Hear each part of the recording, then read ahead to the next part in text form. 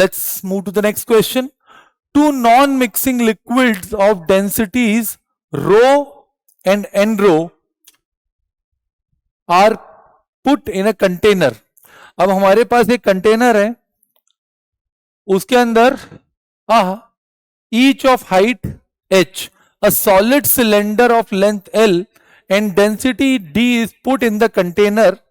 The cylinder floats with its axis vertical and length PL in the denser liquid. ठीक है, तो ध्यान से देखिए, अगर हम ये कंसिडर करते हैं कि हमारे पास एक कंटेनर है which is in these two liquids, तो हमारे पास पहला लिक्विड हो जाता है rho and this is your n rho. और जो ये डेप्थ, इसकी जो डेप्थ है in more denser liquid is P L.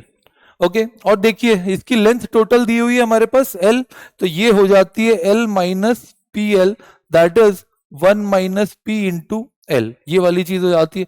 Now consider करते हैं कि इसका जो एरिया ऑफ क्रॉस सेक्शन है हमारे पास वो ए है और वो फ्लोट कर रहा है. अब अगर ये फ्लोट कर रहा है तो इसके ऊपर नेट फोर्स जो है, नेट वो फोर्स 0 हो जाएगा. तो देख लेते हैं, और इसकी डेंसिटी हमको गिवन है डी. नाउ सी, तो इसके लिए हम लोग क्या करते हैं, volume into density, area A into length of the this rod into density must be equal to, ये जो ऊपर इसके ऊपर थ्रस्ट लगाएगा, तो यहां पर पीएल है, तो वॉल्यूम कितना है इसके ऊपर N rho into A area of cross section into PL plus rho into area of cross section into 1 minus P into L, density area, और ये इस तरीके से, और इस तरफ दोनों तरफ क्या आ जाता है जी, ये जी से भी मल्टीप्लाई कर देते हैं.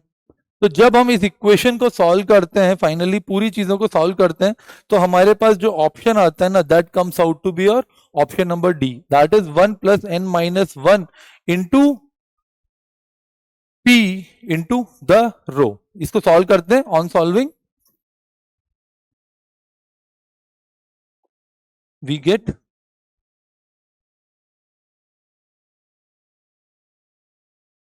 Right, this is the answer for this. Okay,